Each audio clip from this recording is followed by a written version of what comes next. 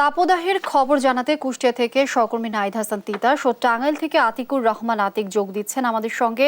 শুরুতেই আমরা যাচ্ছি নাহিদ হাসান তিতাসের কাছে। তিতাস, কুষ্টিয়ায় আজ গরমের তীব্রতা কেমন দেখছেন?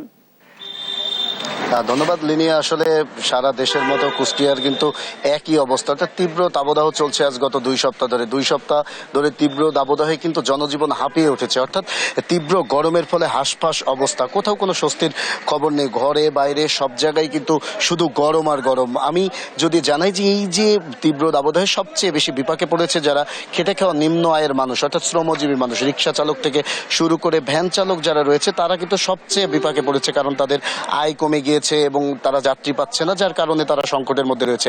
এছাড়াও কৃষি জমি কৃষকেরাও পড়েছে চরম বেকায়দায়, অর্থাৎ কৃষি জমি ফেটে গেছে, কৃষিতে ফসল উৎপাদন হচ্ছে না। এখন এই বৈশাখ মাসে এখন ধান কাটার সময় কৃষকরা কিন্তু এই গরমে ধানও কাটতে পারছে না। তাছাড়া আপনি আরেকটি বিষয় আপনাকে জানিয়ে রাখতে চাই লিনিয়া, কুষ্টিয়া কিন্তু একটি খামার অধ্যুষিত এলাকা। এই এলাকায় প্রায় 19,000-এর মতো ব্রয়লারের খামার রয়েছে। এই তীব্র দাবদাহের প্রভাবে কিন্তু খামারগুলাই সংকটের মধ্যে পড়েছে খামারিরা, কারণ তাদের বাচ্চা মরে যাচ্ছে, তাদের মুরগি মরে যাচ্ছে, এমনকি অনেক খামার বন্ধও হয়ে গেছে।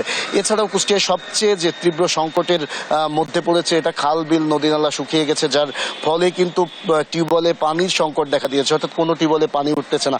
শহরবাসী দূর দূরান্তে ছুটে বেড়াচ্ছে এই যে সুপেয় পানির জন্য। আসলে সব শ্রেণীর মানুষই কিন্তু একটা সংকটের মধ্যে পড়েছে, যেমন শ্রমজীবী থেকে শুরু করে যারা কৃষিকাজ করে তারা এবং খামারিরা সবাই। আমরা একটা কথা বলতে পারি যে আসলে এখন পর্যন্ত কুষ্টিয়ার কোনো স্বস্তির খবর নেই। আবহাওয়া অফিস যে তথ্য দিচ্ছেন তাতে কিন্তু আরও বেশি আতঙ্কের কথা।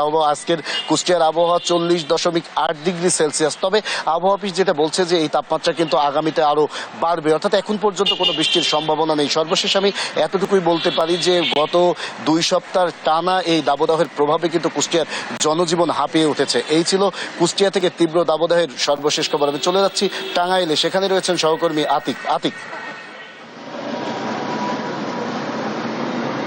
ধন্যবাদ তিতাস। একই অবস্থা কিন্তু টাঙ্গাইলেও রয়েছে এবং বিশেষ করে আসলে টাঙ্গাইলের যে তাপদাহ এবং প্রচণ্ড রোদের কারণে কিন্তু মানুষের জনজীবনে আসলে অনেকটা বিঘ্ন ঘটছে এবং বিশেষ করে আসলে 3 দিনের পরিসংখ্যান যদি আপনাকে বলি যে 40-41 এর মধ্যে কিন্তু আসলে তাপমাত্রা ওঠানামা করছে এবং বিশেষ করে একদিকে সূর্যের প্রখর রোদের যে তাপ এবং অন্যদিকে কিন্তু বাতাসের যে তাপের কিন্তু একটা অনেকটাই রয়েছে।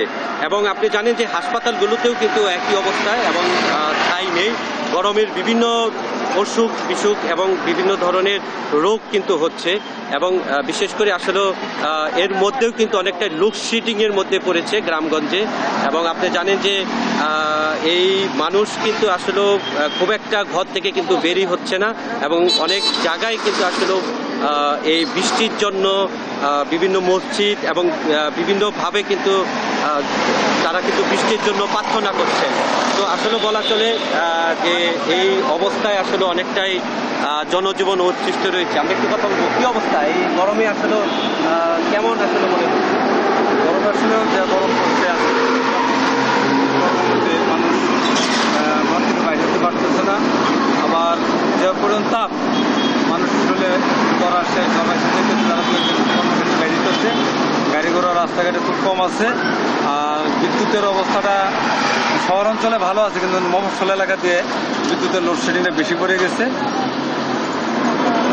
ধন্যবাদ।